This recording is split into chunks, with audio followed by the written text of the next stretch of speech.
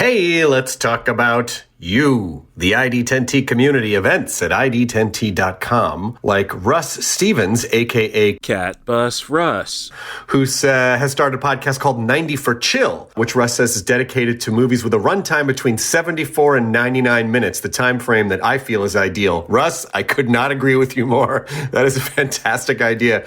Russ goes on to say there are times you need a cinematic fix but don't have time for the latest Scorsese masterpiece or offering from a comic book universe. There's also times when you need a conclusion to prevent a binge costing you a whole night. My guest and I try to follow these guidelines as we chat up features that are definitely worth your time and are beyond easy to make time for. 90 for Chill, the podcast, can be found on all major podcast platforms at 90forchill.com, and that's spelling out 90, Ninety for F-O-R, chill. So there you go. Thank you so much for sharing, Russ. Really great idea for a podcast. Events at ID10T.com for everyone else. I'm Ashley Chancellor. And I'm Bo Maddox. And this is Collateral Cinema with Collateral Gaming.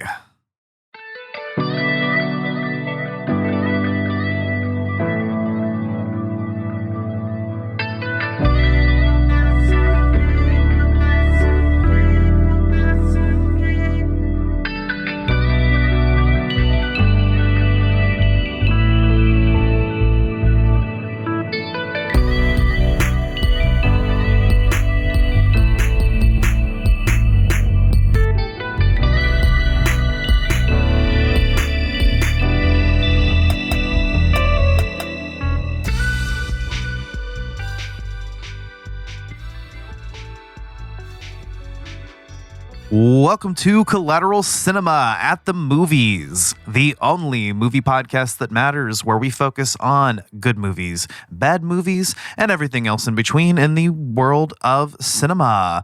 We are podcasting straight from somewhere in South Texas, and yes, my friends, we are a 420 friendly podcast, so whatever you have, smoke it if you've got it. Indeed, friends. We are back with some more At the Movies reviews straight from the movie theater, right? Yes, sir. So this is another At the Movies collab with Collateral Gaming. We've done this in the past with actually both of these franchises. So essentially, two video game movies, two video game film sequels that we previously covered. Their predecessors on the podcast came out within a month of each other. By the time we got around to actually being able to record the Super Mario Galaxy movie, which I wanted to do as an episode, Mortal Kombat 2 had already come out. So I just figured, fuck it, we'll just go ahead and sandwich them into a double feature review. And I think that that's appropriate. Absolutely. I mean, it's been a while since we've really done these types of double feature reviews. So, I mean, why not do the video game theme with everything? You know? I think the only other time we did a double feature at the movies was Barbenheimer. And we'll do it again for Doomsday later this year. But, yeah. These movies did not come out on the same day, but they did release within a month of each other, and they're both video game movie sequels. So, and at least one of them is a pretty solid sequel. The other one maybe was a little weaker, but we'll get into that here in a little bit. Yeah, I do feel like one of these was weaker than its predecessor, and I felt like one was better. So, we're going to go ahead and start with the Super Mario Galaxy movie, and then we'll cover Mortal Kombat 2 for the second part of this review. Super Mario Galaxy movie. This is the sequel to the Super Mario Brothers movie, which we covered back when it came out. I think that was in 2023 or 2021. Roughly. I do believe that I was still working at my previous job at that point. So, yeah. And I remember that we recorded it at your house. 2023. 2023, yep. And Mortal Kombat came out in 2021. So this came out in 2023. And I remember we actually gave the Super Mario Brothers movie a pretty good review. I think we both said that, it's not by any means a perfect film or even a particularly well-written one, but it's a lot of fun and it achieves what it sets out to do. And I do feel like for an adaptation of Mario, it was pretty much as good as it gets. This film, okay, Super Mario Galaxy movie, I think it, if you liked the first movie, you're gonna like this one probably. I do feel like it's a weaker film overall than its predecessor, but it is a more fun movie. I'll give it that. Yes, I mean, when I sat down to watch this movie, I mean, I was expecting a little more of a continuation of the types of character arcs that we got from that first movie that made that first movie so interesting. But that so far is what I actually feel is like the weakest part of this movie, is that the character arcs just suck here. Absolutely. Like barely anyone gets a character arc. The one person, the one, or I should say the two characters that get real character arcs is Bowser Jr. and Bowser himself. And even then, I mean, I'm going to get into this right now. Even then, I really feel like they dropped the ball on it. A big part of that was that they really did try to present Bowser as having been kind of reformed, I mean, in the previous movie, I mean, he was left in a certain state, and then he's in the same state here, and he seems to kind of be warming up to Mario. I mean, although Mario's still kind of untrustworthy of him and everything, but... Rightfully so. Yeah, rightfully so, but it's like, I don't really like how quickly he was to really drop all of that. Like, even though it was for kind of an okay reason for reconnecting with his kid and everything. I kind of can't blame him for it. Yeah, but it does feel weird that they went in that direction just to ditch it. And it felt weird that they did that so early with his character, I guess. It kind of was a little unexpected for me because I didn't even trust him, but sure enough, no, it looks like, he's actually kind of coming around. And that, I guess that works to an extent because I know in recent years, especially in spin-off games like the RPG games, Bowser is portrayed a little bit more sympathetic. And I always loved the RPGs games portrayal of him. I always thought that those were really fun, like in the Paper Mario series or in Mario and Luigi. And even in Super Mario RPG. So I always like that characterization. I do see a little bit of that in these films where he's definitely played to be a more sympathetic character. But he's a bad guy and ultimately he's the villain. They actually kind of surprised me by even leaning more into that for a little bit. And then I don't know, they just kind of stopped it, and I wasn't really sure why it was introduced to begin with. Which is so jarring because of how seemingly gung-ho Bowser seems for actually kind of, reforming himself. And, they just completely dropped that. And I'm just like, that was like one of the better character arcs of the last movie. And here they are just pretty much undoing it. And I'm just like, what the fuck? Yeah. It's a little strange. But I do like what we get out of the dynamic between him and Bowser Jr. I mean, it's not, it's not the best written thing ever. It definitely has its flaws, but I do feel like out of all of the character arcs in this movie, it is the most interesting one. And, especially for me as a father, I think there's some interesting places that it goes. As far as a Mario movie from Illumination will go. Yeah. But that said, the next interesting character arc is going to be Peach's character arc. Peach and Rosalina's character dynamic, but mostly Peach. Everything that was interesting about Rosalina, almost everything that's cool about that character in this movie was already showed to us in the trailers. Yeah, pretty much. But the dynamic between her and Peach was fine, I guess. There is a particular plot reveal later on that is definitely going to make some Rule 34 art much more interesting, recontextualized. To our chagrin, of course, but yeah. Anyway, but Peach actually is kind of the MVP this time, and whereas Mario and Luigi's character arcs kind of get sacrificed in this film, having been already established their backstory in the first one. This movie delves into Peach's backstory and kind of has Peach as its central focus in terms of character development. Yeah, Mario and Luigi are more or less just a vehicle to really introduce Yoshi into this movie. To introduce Yoshi and just to go from point A to point B and then eventually meet up with Peach. Pretty much. And other characters along the way. We'll get into that. Oh, yeah. A couple of other characters that kind of get thrown in here, which kind of has us thinking that Nintendo's trying to take this into a very particular trajectory, if you know what I mean. I do think we're going to get a Super Smash Brothers movie. It feels like they're setting up for that.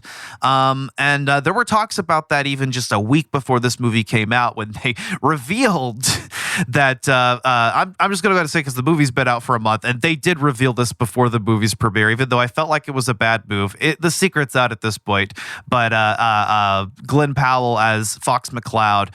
What I will say is that surprised me about his that role in this movie is that it was much more extensive than I thought it was. I thought it was going to essentially be a cameo, and he's actually a supporting character. Yeah, but even then, I really feel like he still gets next to nothing to do until at least the end of the movie. You know? Yeah. It just starts to get a little where his character arc just kind of goes nowhere, and he just kind of fucks off, and then it's like, okay, then great. It is very good casting though, and that anime sequence that we get of him and the crew is really fun. A lot of good casting, of course, from that extends from the first one. Of course, we mentioned Bowser, but we didn't talk about Jack Black. But he's as great as he was then in this movie, and Brie Larson as Rosalina is great, and Glenn Powell as Fox feels like a very natural choice.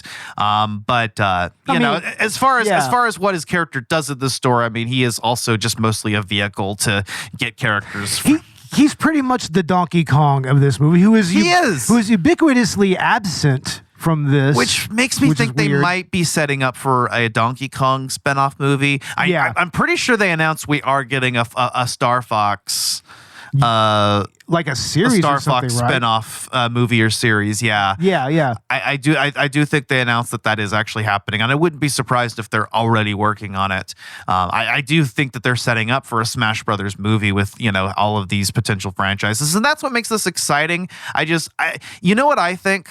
Because you have to ask yourself why they ended up revealing Glenn Powell's involvement in the movie, and the fact that Fox McCloud was going to be in this movie, just a week prior to the film's release, when it would have just been more effective reveal during the movie. And I'll tell you why. I think they saw some early screenings and they saw some early movie reviews, and I think they realized that they needed a little bit more hype to generate around this movie to increase that audience score that was going to inevitably disagree with the critics score. I think just like the Super Mario Brothers movie did, where it just became clear that audiences we're okay with nostalgia schlock. We're okay with just like fun movies like this, like the first movie, like Deadpool and Wolverine.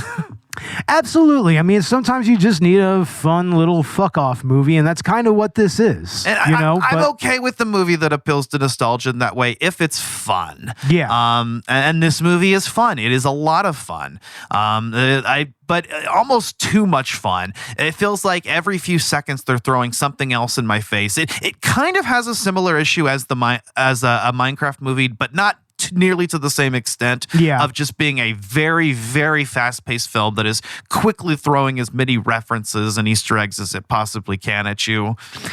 Yeah. I mean, they're just really trying to go for that nostalgia crowd there, by just throwing out the member berries, as it were. And I mean, it does kind of make for this real kind of staccato pace to the overall script and everything. But it's just like, I mean, some of them hit, some of them don't. That's really what it is. It's not necessarily a bad thing, but it's not a great thing that it does with its pacing. Yeah, but I mean, God damn it, if I wasn't grinning during a lot of these moments. They are really, really cool. And obviously, visually, this movie is fantastic. It looks really, really good. This is, this really sets the bar for animated children's movies and the visual department.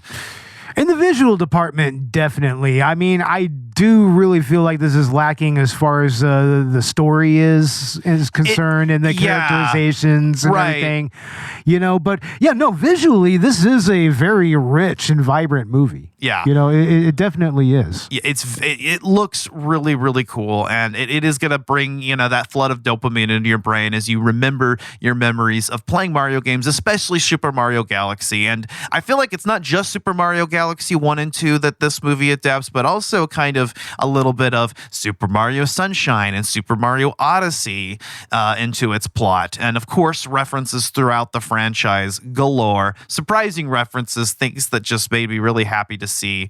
And then some other ones that are like, okay, I'm not really well acquainted with that franchise or character or thing, but that's cool that it's there. Even bringing in enemies from Super Mario 2. In the casino level. It's like, that was actually really cool, That was cool. Yeah. That was cool. And of course, Yoshi. I don't think we really talked about Yoshi, but Donald Glover plays him.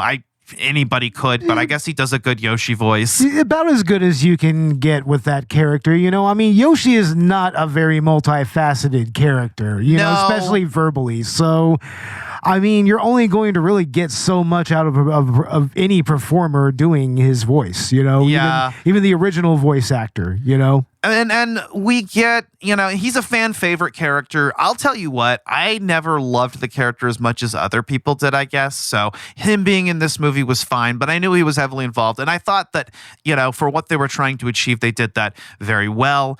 There is a moment early on in the film where we see him walking around in the real world to Biggie, and that was pretty funny. Yeah, that was interesting. That was an interesting moment. It's like a little meta. Yeah, that was funny. But other than that, like I guess I was happy he was there, but I didn't connect with this much. But I know that I feel like they really did that character a lot of justice, and he was really cool to see. And they even did like a little bit of Yoshi's Island in there, which was cool. No, yeah, that was cool. Yeah. We have a little visual reference to that. That's a lot of fun. Yeah. So that was fun. Yeah, definitely. But this movie does feel like it is just a sequence of events of these characters and then scenes and this scene on this planet.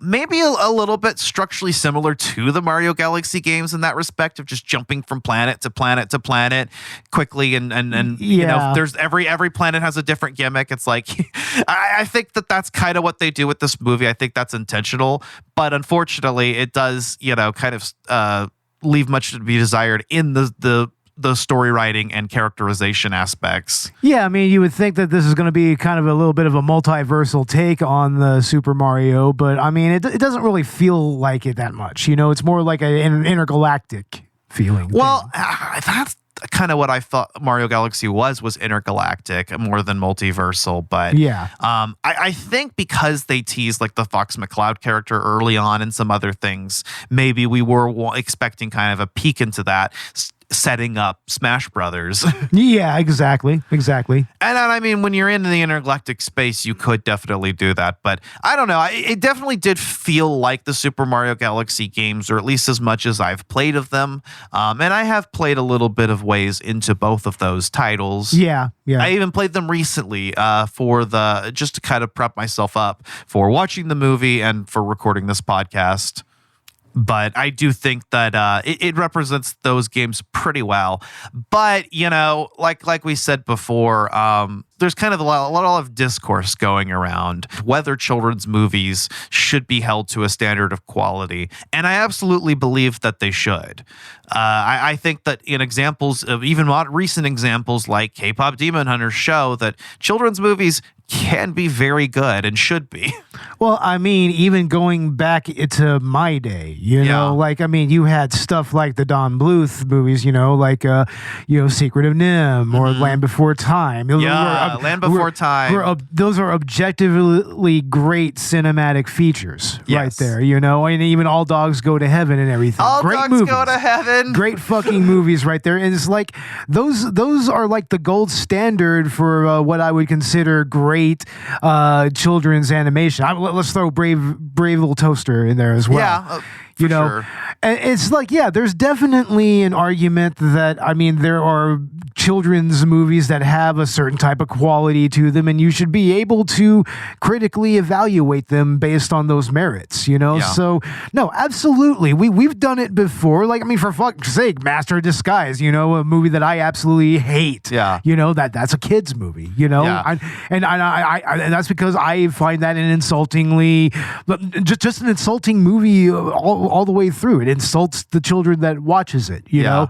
So, yeah, no, there's definitely an argument to be made there. And yeah, no, we should definitely hold these types of movies up to a certain standard. We should. We definitely should. That being said, that standard for me is, you know, it doesn't necessarily just have to be that movie is written incredibly well. It can be that just the movie has some value to offer. And I think this film has some value to offer. As we've mentioned a dozen times by now, it is a very fun movie. It's big and loud and fun. Mm-hmm, exactly. And I think that, you know, it will deliver enjoyment. And I do think that children will enjoy it. And that's important because, I mean, like, badly written movies, you know, can be so badly written that even kids don't like it and they should offer no value to children. I do think that this film is going to offer a lot of value to families, but not just to children, but parents are going to watch this and feel reminiscent of their old days. And I think that they're maybe not going to judge it too harshly because they're going to a kids movie. Like I said, we should hold kids movies to a higher standard, but this does pass the bar of being an enjoyable experience. Yeah. Besides, if we don't hold children's movies to a higher standard, we get shit like the Oogie Loves. Yes. And the Oogie Loves is something that we will talk about someday. Soon. Yeah. Sometime soon we will talk about the Oogie Loves. We have to. Because that is a massive pile of shit. And it's like no child should... Another movie that insults the children that watches it. It's like, no, that's awful. This movie does not insult its viewers. It does not insult the children. And I'm happy to report. But you know, like I mentioned, I did think the first movie was a tighter film. Yes, absolutely a tighter film, and I would definitely go back and watch that over this one, like anytime. Yeah, I would go ahead and rewatch both of these, and probably will for years to come. But I'll also rewatch the original '90s movies. So, of course, yeah, and I personally will watch all three of the current Sonic movies, all day. You know, those are good movies. Those are fantastic movies. There you go. Yeah. You know, like that's a standard, right? Not only good movies, but good movies that are adaptations of video games and sequels. So, and those are still like 3 for 3 great movies. This is, I would consider this a good movie, not a great one. I would say that it's a serviceable movie. Yeah, for me. But while I can't excuse any of its flaws for being a children's movie, I can excuse some things for being an adaptation of Mario specifically, because Mario never was that deep. But at the same time, if you're going to do a cinematic interpretation, you do have to inject some things to make it a better narrative experience, because you're missing out on the fun that the games have. You know, Mario games can get away with not having good stories because they're video games. Absolutely. And also Mario games they tell their narratives in a visual style, you know, or through the background characters and everything. That's more how those games actually kind of work, you know. So I mean, you can kind of have a little bit of leeway to take it into a cinematic perspective and do some interesting things with it. So ultimately, I mean, I can see how these adaptations came out the way that they did. Yeah. That's what I'm saying, basically. No, exactly. I think, you know, final thoughts, as a Mario movie, it's good. As a movie itself, it's serviceable to good. Mileage may vary. Definitely shaky at times. Shaky at times, and you know, whereas the first movie, you know, I think is a good film, both as a Mario movie and a film. Yeah. It's like don't expect the type of characterization that you got from that original Mario movie. You're just not getting it here. But it is interesting how it does kind of improve on some of the flaws of the movie, but replaces them with different ones. Yeah. Yeah, many different ones. Definitely. It is interesting. Yeah.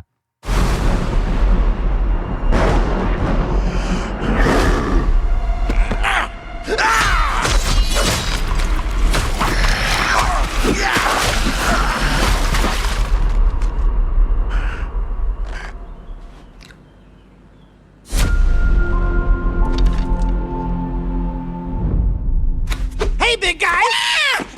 Oh, You wanted to see us? don't move, I'll be right up. Sipping the soup, cleaning the paint. Boodle-doo, boodle-doo, and also trim the bonsai bush. Here we go.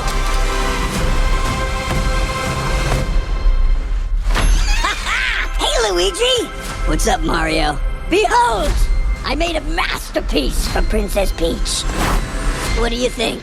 Love the colors! It's trash. How dare you look at my masterpiece and say that? I'll burn the skin off your bones! Wow. Sorry about that. That's the old Bowser talking. Still working through my demons, I suppose. Anyway, I need my 8 hours or else I really turn into a monster.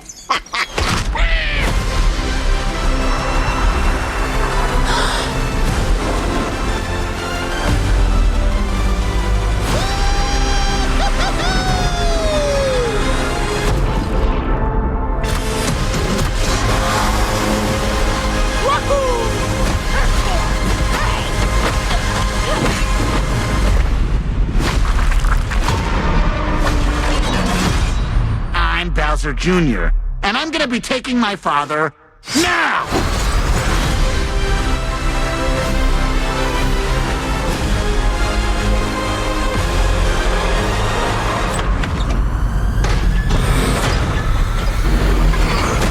Princess Rosalina, you're coming with me!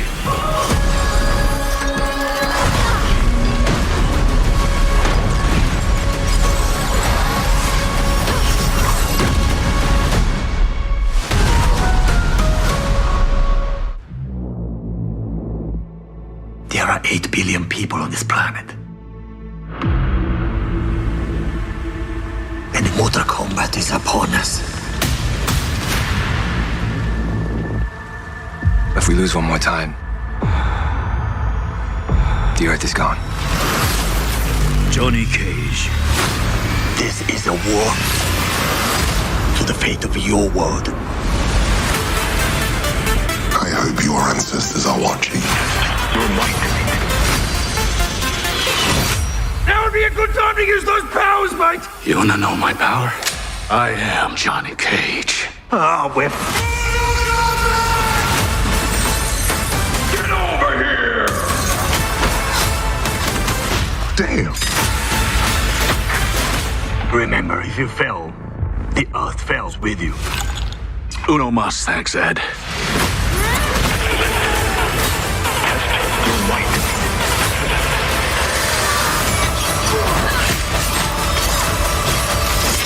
Sub-Zero. I am reborn.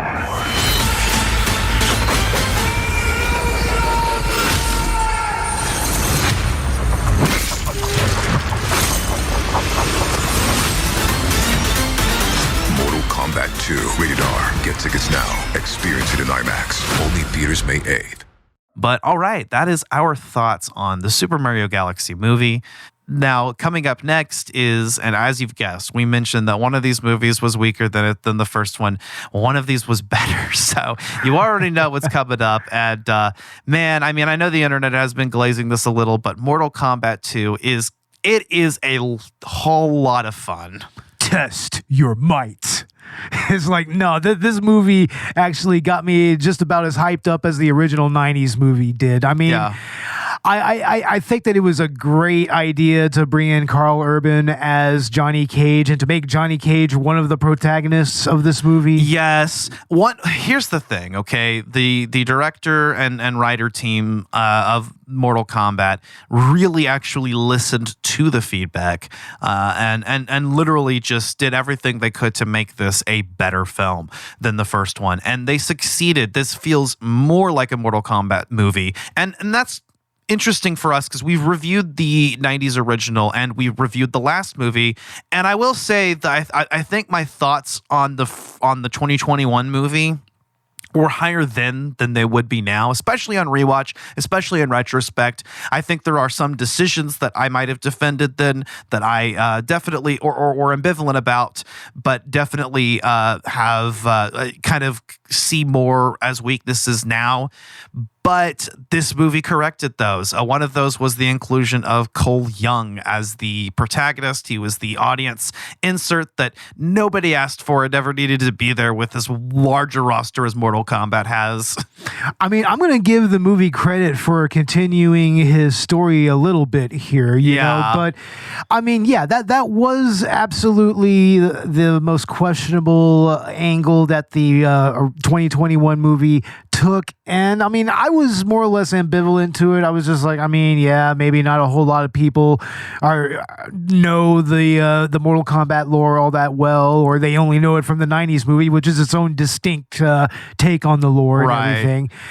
You know, I mean, it feels like that movie was just kind of, it was good for what it was, but it's a blur to me. You know, it is a blur to me, and it is a bit forgettable in you know, retrospect. I rewatched it recently, so it's a little bit more fresh in my brain. But even then, I'm starting to forget some things because that movie is a bit oddly paced and kind of just goes from point A to point B. And we don't ever get the tournament; it's the pre-tournament movie. This is the tournament movie, and I thought that was really cool. But again, moving back to Cole Young, of course, he's actually been sidelined. He's a supporting character this time. I know that was information I had going into the film. I looked at the cast list, and he's a little further down. And I had my own thoughts about the way that would go about in this movie. I kind of predicted it actually. Obviously, you know, we're not going to get into spoilers here, but honestly, I feel like they did that as well as they possibly could. I feel like that was like the perfect way to address the fan complaint. It really was. I mean, the sidelining the character just made the most sense. It just did. And the way that they sideline him actually fits this movie really well. It does. It fits a Mortal Kombat movie. Yeah, it's exactly how a Mortal Kombat game would take care of a character like this, you know? Exactly. Yeah. Exactly. So yeah, I do feel like that was good. They also eliminated the mention of Arcana, just cold turkey. Never mentioned that term again. They just call them powers now. Functionally, they work the same as the last movie. They never use that term, and apparently never will moving forward. Yeah. I mean, what can you say? To me, it's a very minor thing. It's a very minor thing. Very minor change, but it's just like, you know what? Yeah, it makes a little more sense to just call them powers or just call them abilities or whatever. Yeah. I mean, I don't remember the games really calling them anything special other than, you know, special moves, you know. Exactly. But what I really like here with the second Mortal Kombat movie here is how it really does actually present the tournament in a way that makes sense. Yes. And that actually still stays true to the games themselves. Yeah, it does. And in a way, I feel like this movie is Mortal Kombat 1 and 2 and 3 rolled into one, you know, with the tournament going on, but it's got a little bit of 2 and 3 going on with Shao Kahn as the main antagonist, and even a little bit of Mortal Kombat 4. Yeah, just a tiny little bit. Like, Yeah. I guess there's one character from Mortal Kombat 4 that shows up here that was just like, oh, interesting, and Yeah. he provides a very important function, which of course brings back one of our boys. Yeah. One of the boys, Kano. We'll just go ahead and say that Kano comes back in this movie, and he's just badass. He was the best part of the last movie, and he continues to be a standout in this one.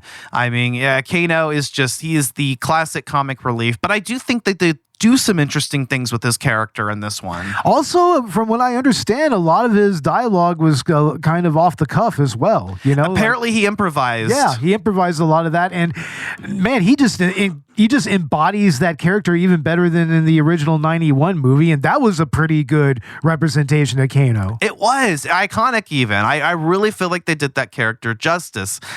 Even though he only serves as what you might call a jobber in this movie. I think that's a term in wrestling. Yes, yeah. The jobber is basically wrestlers on the mid card who their job is to basically lose to the better wrestlers and put them over, and also just to provide maybe just basic mid card matches and everything. You know? Yeah, but him and Baraka, I think, were both like kind of jobber type characters that were actually, treated with a lot of reverence and respect. And I think even, hardcore fans of the game, which I'm not a hardcore fan. I'm not real in depth on the lore. I've played Mortal Kombat 1 through 4, and I've played the recent games, moving from like Mortal Kombat 2011 on. And I even played a little bit of those in the Mortal Kombat 1, kind of in prep for this. If I remember correctly, from Mortal Kombat 2, the game, Baraka was supposed to be one of Shao Kahn's. I don't think he was one of Shao Kahn's generals. I think that he was him and the Harkonnens. They were attacked by Shao Kahn and everything. And they were brutally oppressed. Pretty much how it was presented. And that's how it's presented here. And I love how they really did go out of their way to make Baraka like actually really likable here. Yeah, very likable. I mean, especially when like after his main fight with Johnny Cage, it's like he's great. He's fucking fantastic, man. Fucking fantastic. He's great. And that fight with Cage is really cool. And also Johnny Cage by Carl Urban is very good in this movie. Excellent casting. I like how they went the direction of him being kind of a washed out 90s movie star at this one. Whereas, Lyndon Ashby was more like in his prime. Exactly. I mean, yeah, Lyndon Ashby, he's presented as in the middle of filming a movie when we're first introduced to him. And he actually does his own stunts, whereas Carl Urban's Johnny Cage admits that he doesn't, despite being a martial arts champion. No, he admits that a lot of his more extreme stunts were done by doubles and everything, which, fair enough. I mean, it's Hollywood and whatnot. Yeah. What I like when they introduce his character here is how they introduce him at a convention and everything, But nobody goes up to his booth, which is a little weird to me because I'm fairly certain that even most mid-level celebrities can kind of do fairly well on the convention circuit. Right. And especially considering that he's approached by a rando at a bar. Like it's really kind of odd that nobody would show up at the convention, but I get it. It's for the story. We're supposed to show that he's washed up. Yeah, he's seen better days at this point, Yeah. Which, and honestly, he doesn't start out as like this like overly cocky character, but that we know from the games that goes through his own character arc, but somebody who's already felt humbled and is really just kind of a loser at this point. And I think that makes for almost a better Johnny Cage. Yeah. Really. It makes his cockiness a little more earned in this movie. I agree with that. Especially when he gets to that fight with Baraka. It's like, that's all him. And he puts his all into that, and he actually becomes a hero there. So, especially a hero to the Harkonnens. Exactly. And I actually think that sets up that character really well, and I'm really excited to see more of him in Mortal Kombat 3. And Carl Urban was absolutely the right pick and the right choice to lead this cast. It is a bit disappointing that we don't get a bit more of Louis Tan, who honestly could have had a lot more to offer were they to bring him in as like Scorpion or even Kenshi, but Johnny Cage just works as much better as a lead this time around, and that's good. He's one of the leads, and Kitana is kind of the female lead of this movie, and they're the characters whose backstories are most delved into. Yeah, this is where we actually get into how Shao Kahn took over Kitana's country and everything, how they took over her realm. It's like her father lost in Mortal Kombat. Shao Kahn. It's like, and actually that's a really cool cool way to do that. That's a really cool way to showcase that, and it helps book in the movie. And we get to see that movie. The movie opens up with that, and it later comes into play by the time we get that grand finale against Shao Kahn. Yeah, and I have to say that this time around, they actually did find somebody to play Shao Kahn who is actually intimidating and actually feels like this eldritch warrior being that's lived for thousands of years and has been doing this for thousands of years and, is about to win it all and everything because he's just that badass, even though he does kind of cheat here, but... Yeah. Which he actually did in Mortal Kombat 3 in the game. He actually cheated in order to merge Outworld with our realm and everything. Yeah, he cheats and he gets it basically an immortality cheat from Raiden. But still participates in the tournament. Whereas in Mortal Kombat 3, he managed to bridge that gap by way of resurrecting Sindel. Yeah, as his queen and everything. So, and Sindel's in this movie, and she's fine. We don't get a whole lot of her. I don't think they dug too deeper into her character. I wish they would have made her a bit of a stronger character. They kind of insinuated that at the beginning of the movie, but yeah, I don't know. Maybe they kind of did her a little dirty. Like she could have got maybe a little more redemption. A little bit, yeah. I think. And unfortunately, a character that was already done dirty was Melina, and she was already wasted in the last movie. So, and I very much doubt her relationship with Kitana is ever going to be retroactively explored. I doubt it, but I do like how they brought Jade in and made their relationship kind of a central part of everything. Yeah, and actually was probably the most explored character dynamic in this film was between these two, and I'm glad that it was rather than, for instance, a romance angle with with a couple of the other characters. So that was cool. Even though canonically, we're eventually going to get Cassie Cage from Sonya and Johnny. So, yeah, I mean, they better get onto it. Yeah, hurry up, give us Cassie Cage. Come on now. Yeah, we do get some cool moments too between Kung Lao and Liu Kang. Liu Kang is kind of a supporting character in both of these films, not the protagonist. So it is a little weird, but I do think that where, he is used in both these movies, he's good, especially in this film. I think he has a lot more to work with. They do bring back both Kung Lao and Kano, of course. That was already been revealed. I mean, and we know that characters in Mortal Kombat can be revived. Absolutely. So, I mean, it'll be interesting to see where they go with that going forward. Including characters that are killed in this movie. Yeah. Most of the matchups in this movie are pretty predictable. You know who's going to win every fight. But there were a couple unexpected deaths at the end that I didn't see coming. But obviously, they could just undo those two. So. No, they're going to undo them. Like, I mean, they were too essential. Yeah. As far as I'm concerned. Yeah. But I mean, this movie is juggling so much at you, and there are so many things going on. And I think it does it pretty effectively as it can. Like the Super Mario Galaxy movie. Is it like a really well-written script? No. But is it a hell of a lot of fun? Yes. And I think that this is even more fun, and this is a better movie. Yeah, I mean, especially when you talk about the set pieces here. I mean, we actually, much like in the 90s movie, we get some really solid representations of some classic stages from the game. We do. We get a proper version of the bottom of the pit. We get a proper version of the acid pool. The acid pool. We get a proper version of the portal room. Yes. It's like, yeah, we get actual representations of all of that, and even a representation of the throne room, which is also a stage in Mortal Kombat 2. So. Yeah, with even like small details and things like that. It's really, really cool.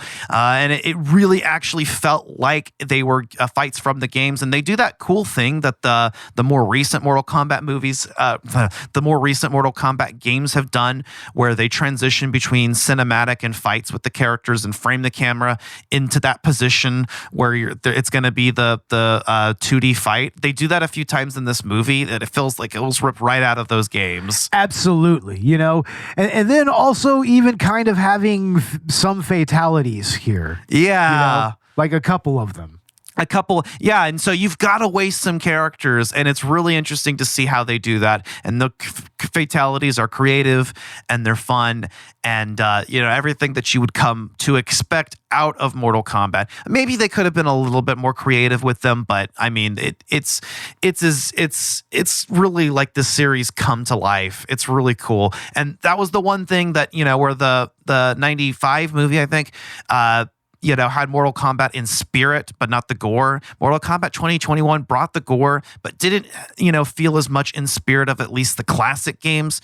This movie actually seems to combine both of those aspects really, really well. Yeah, I mean, that first, the 1995 movie, I mean, that just feels like playing the first Mortal Kombat. It has that gritty griminess to it, just without the gory It feels like playing the first Mortal Kombat. Mortal Kombat 2021 feels like the later game. It feels like playing the first Mortal Kombat on Super Nintendo with no blood code or anything. That's what it feels like. Exactly. That's exactly what it feels like. It's like, but yeah, this right here, it actually feels like it takes the more cinematic aspects of the more recent games and then just kind of melds it with the lore of the original four, and actually just kind of comes up with something that's interesting, and actually presents the tournament in a way that we haven't seen before, which gives it even, dare I say, even more stakes than the original 95 movie. It does, yeah. Yeah, if the 95 movie feels like Mortal Kombat 1, the 2021 movie feels like the later games, like Mortal Kombat 2011,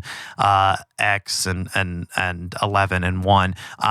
This movie feels like you mentioned, like basically like the first 3 or 4 Mortal Kombat games with some elements of the later ones, like if they were redone today. Yeah. And that's really, really cool. Or maybe more like, something like Mortal Kombat 2011, actually.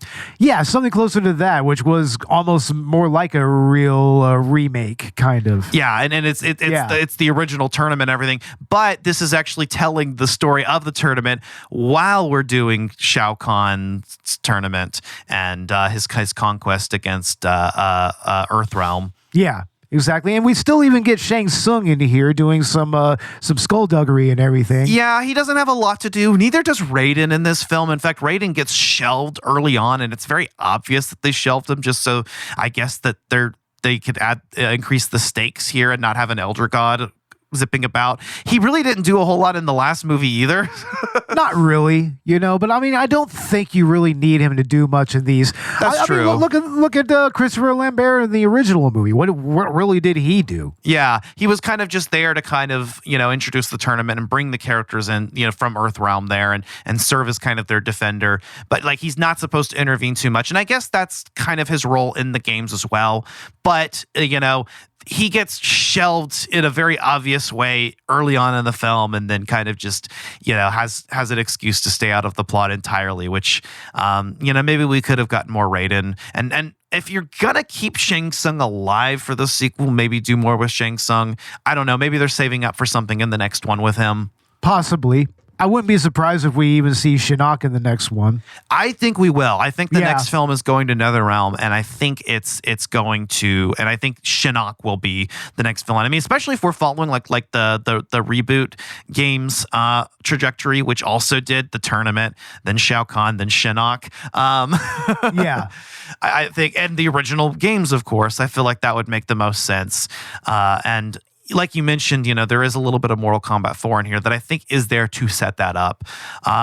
And also, we haven't mentioned yet, but your boy, Noob Saibot. Woo! Noob Saibot. He's here, man. And he is everything that I expected him to be, as a shadow ninja. You're like, I mean, absolutely perfect. Like, his all of his movesets and everything. It's pretty much there. I love it. It's so cool. His fight scenes are so good. And I knew that they were going to do that. I was like, I knew coming into the second movie, or even when it was announced, I was like, okay, they're going to take Sub-Zero from the first one, Bihan, and turn him into Noob Saibot for this one, just like in the games, when he shows up in Mortal Kombat 2. I am waiting for them to maybe introduce the new Sub-Zero. I think his name is Kuai Lang or something. That would be interesting to have a new Sub-Zero in the next game. Although in Mortal Kombat 1, this universe has been rebooted again, and he's now the Scorpion of that universe. Oh, that's right. Yeah. But see, they could do something interesting and bring in, Cole as the new Scorpion in the next one. If they want to bring Louis Tan back and actually have him do something and be a character from the games instead of an audience insert. But Scorpion, of course, my boy by default in Mortal Kombat games is here. Hanzo Hasashi himself. And I feel like he's about as good as he was the last time around. When he comes in, he's fucking awesome. He does the get over here. Absolutely. No, his fight with Noob Saibot near the end is really primo. Get over here. And it even kind of feels like his fight with Johnny Cage in Hell in the 95. The 95 movie. Yes. So, yeah. Definitely, yeah. So it's really cool, and I do feel like they do explore some stuff with his character that picks up from the events of the last movie and the events of the past. That's really cool. That I feel like they really actually kind of could close his character right now and then pass it on to Cole. It makes sense. Yeah. No, let old Hanzo have his piece. Yeah, this time. Why not? Definitely. But who else? So, we got Johnny Cage and Kitana and Jade and Shao Kahn. And of course, you have Sonya Blade and Jax. Sonya Blade and Jax definitely have less to do in this film. They kind of just feel like supporting cast that are there because they need to be there. Unfortunately. They do give Sonya Blade and Jax some pretty solid fights, though. There's some actual tournament fights and whatnot. Maybe in a Mortal Kombat story, that's all you need to do. You can't focus on all these characters. Like I said, they're throwing a lot at us, but everything that they do throw is good, and the fights that we, that's essentially how some characters need to be used. They need to be used to be in those matchups, and to raise the stakes at times. Absolutely, yeah. So, and really make you wonder, there's a point in the movie where you really wonder who is actually going to make it out of this. And that's cool, because early on in the film, I did feel like it was very telegraphed, but by the end of the film, it started to surprise me a little. It could have taken a few extra risks with what they were doing, but I don't know. Yeah, it was pretty decent how they kind of approached that part of the tournament and everything. Yeah, exactly. Yeah. All in all, I do think Mortal Kombat 2 is very good for a video game movie. This is the Mortal Kombat movie I wanted to see. I might actually even say that this is the best one. And the last movie, I don't know, did enough to surpass the 95 because there were some aspects of both that are missing. I do feel like this movie really represents the essence. Obviously, some diehards are going to be disappointed with some of the changes that were made, but the film also has to, I guess, have its own identity and be its own universe. And when in a franchise where this universe has been rebooted at least twice already. You can only really take this next reboot so far, Yeah. Even in the games, the games have been rebooted twice, and the movies have been rebooted once. So, yeah, it's kind of, you really kind of have to do your own thing and have your own versions of these characters. Yeah, definitely. But even so, I think for fans of the classic games that aren't too in depth with the lore, they're gonna feel like these are right on brand. Like for me, for instance, I wouldn't notice. These feel like representations of the characters from the arcade games. It does kind of feel that way, very much in the same way as the 95 movie did. Yeah. And, on top of that, visually, again, this is a really good looking film. The cinematography is excellent. The camera work is cool. The colors are good. There's some sketchy editing in some of the early fights, you know. But it kind of tapers out a little bit, especially when you get to the Liu Kang Kung Lao fight. That was actually very well done, and it was actually very fluid and dynamic and everything. Yeah, and it's really good when it matters. So that's important. Absolutely. And on top of that, for what CG effects are used here, I feel like most of it was pretty good. Not too bad. No, especially when it came to going to Outworld and everything, and also the main temple, Raiden's main temple on Earth and whatnot. Yeah. And even showcasing the actual powers, like Raiden's powers and whatnot. It's like those effects were well done as well. Yeah. I do think it was all pretty convincing, so that worked for me. Yeah, definitely. But yeah, I guess we'll go ahead and get into our final thoughts on Mortal Kombat 2. How about you, Bo? Yeah, man, it's like this actually got me pretty hyped up, and it's definitely a movie that I would much rather watch than the 2021 movie. Yeah. Because I've like I said, that movie's kind of a blur. I don't really have much of a desire to go back and rewatch it. Yeah. But this right here has enough for me to kind of chew on that I could come back and rewatch it and I could kind of get something out of it maybe. Yeah. And it works as a standalone movie, honestly. It does. Yes. You actually don't really need to have seen Mortal Kombat 2021 for this. Absolutely not. But I mean, you might be missing on some good character stuff that is taken in interesting directions and pays off in this one. But yeah, I mean, for me, yeah, this movie is really a blast. I had a good time with it. What else can I say besides Mortal Kombat? Yeah. Yeah, it's really just got the excitement. Like, I don't give a fuck. Like, I'm gonna get excited and my blood's gonna be pumping when I hear that voice scream and the Techno Syndrome play. Like, it's Mortal Kombat. It really is at its core, and it's done actually pretty well. It really is, man. I mean, I just had a lot of fun watching it. And it's, I mean, not something that, hardcore fans are probably going to 100% like, but, it's like I've been with this series long enough to know what the lore is, to know how the characters are, and to understand how they could be represented on film and everything. So, yeah, I mean, coming from that, I do think that it's definitely a decent movie, and I would much rather watch this than the previous one. Hell yeah. Yeah, I agree. But all right, that was our review of the Super Mario Galaxy movie and Mortal Kombat 2. Both of those, I don't think Mario is still in theaters, but that should be hitting streaming very soon, probably.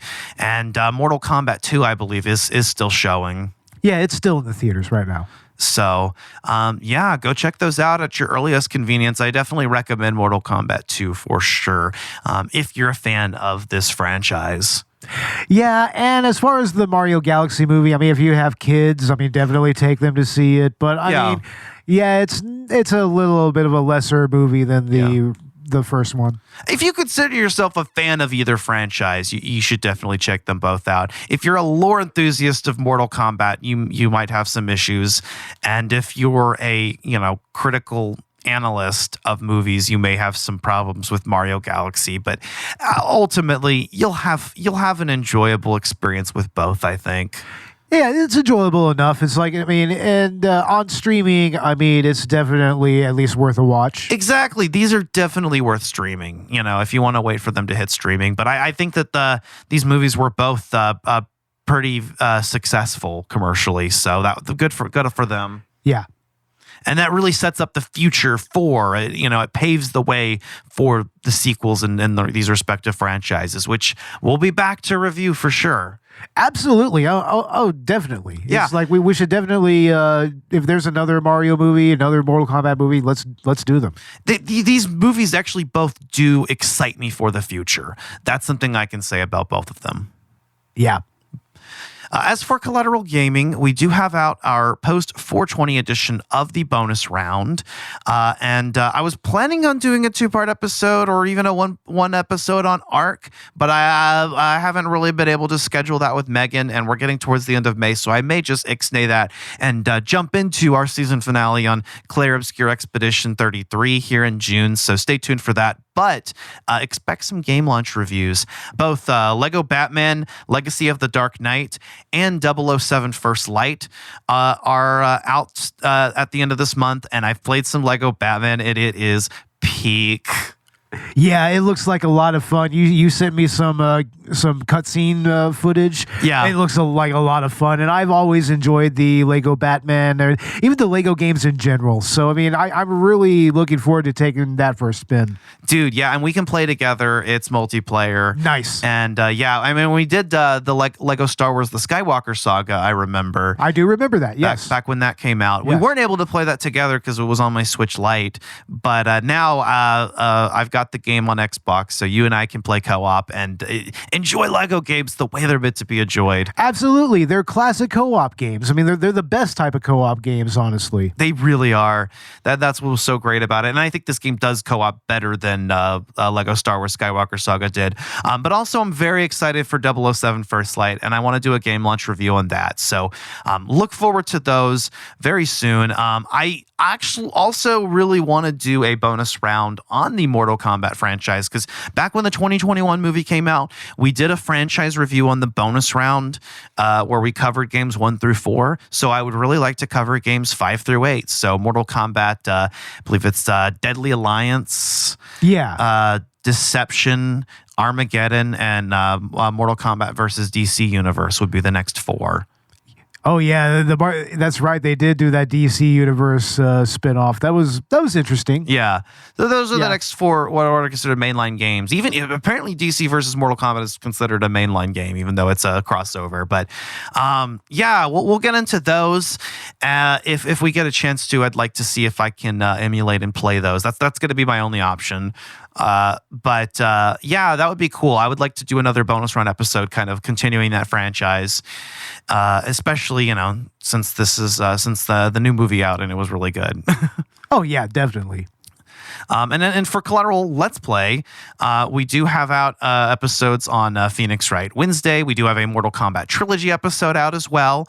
And look forward to recently kind of had a little bit of a mental health crisis. So I missed Metroid Monday and Shooter Saturday. But those episodes are going to be ready to go next week. Whereas I continue playing through Metroid Prime Remastered. And you and I, Bo, we've already recorded the Heretic Plus Hexen episode. So we'll have that out on Shooter Saturday. And while we're here together in Lake Hills, we can definitely record another Phoenix Wright Wednesday and finish Turnabout Samurai. Finally. Yeah. I mean, Turnabout Samurai has been an interesting case from the get-go, and we can finally get into Turnabout Goodbyes and everything, start getting to the end of the proper game itself. Exactly. So yeah, look forward to that and more Let's Plays, just anything else I can think of that we have time for. I'd definitely like to do an episode on, if like we're doing a game or if a new game comes out that we're not doing a game launch review of, definitely. Absolutely. But hell yeah, Bo, what's coming up next on Collateral Cinema? Well, as of right now, we do have our post 420 holiday special out. That is our review of Mystery Science Theater 3000, Manos Hands of Fate, and Santa Claus Conquers the Martians. So check that out. We should have our Project Hail Mary review out very soon. We did watch that movie. That's another At the Movies episode that we will be releasing. Yeah, and I mean, by this point, that will be out. That will be out by this point. Because, I mean, this is after. Yeah. You're right. Let's see what else. Yes, we should be doing an indie movie review. We have at least 3 movies lined up to do there, and yeah, I do believe we'll be doing a Adult Swim edition of the director's cut coming here very soon. I believe the new Rick and Morty is coming up tomorrow, so we're probably going to be kind of getting into the last season of that. Yeah, and also the Backrooms. Yes, that's right. We need to do an At the Movies edition of the Backrooms. That is primo. We have to do it. Yeah, we have to. And of course, our Meek-iversary episode as well. Absolutely. Yeah, that's Dead or Alive. But yeah, that's I'm excited for all of that, our postseason content and season 10 of Collateral Cinema and season 9 of Collateral Gaming. I have already figured out our whole itinerary for next season on Collateral Cinema, and we're putting together our list for Collateral Gaming. Yeah, you can see our list of episodes on our Letterboxd account. So follow us there if you want to see what's coming up on season 10. Hell yeah. Yeah. Go check that out on Letterboxd. And you can find Collateral Cinema and Gaming wherever you get your podcasts. We're on Apple Podcasts, Spotify, Google, YouTube. Check out Collateral Let's Play on either of our YouTube channels as well, of course. And if you want to support the show, help us rise up the ranks on Good Pods, you can like and subscribe to our channel on YouTube and hit the notification bell to receive notifications when we have new content available. You can leave us a 5-star review on Apple Podcasts or feedback on your platform of choice. We do also have a Patreon where you can get access to exclusive movie commentaries and Let's Plays that you won't find elsewhere. And also, we do have a Buy Me a Coffee and a merch store on Dashery. And we are also proud to say that we are partnered with our sponsor, Dubby Energy. You can use our coupon code, CCinemaPod, and you can get 20% off of your first purchase of Dubby Energy. They have all kinds of great flavors. They have collaborations with anime such as Freyren and Chainsaw Man. Mm-hmm. And they also have tumblers. They have hats. They have, I think they even have canned energy drinks if you want to buy a package of that and everything. So, yeah, just use the link in our show notes and use C Cinema Pod to get 20% off of your next purchase of W Energy. Fuck yeah. So yeah, I guess that's just about it. You can find us on social media. We'll have links to that in the show notes. Anything else to add, Bo? No. All right. Well, with all that being said, I've been Scorpion. And I am Noob Saibot. This was Collateral Cinema with Collateral Gaming, and we are out. Test your might. Jade. Cole Young. Kung Lao. Quan Chi, Shang Tsung, Raiden, Bihan, Scorpion,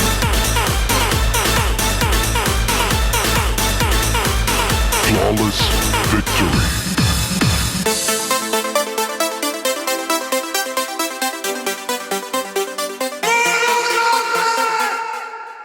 Collateral Cinema is a Collateral Media podcast.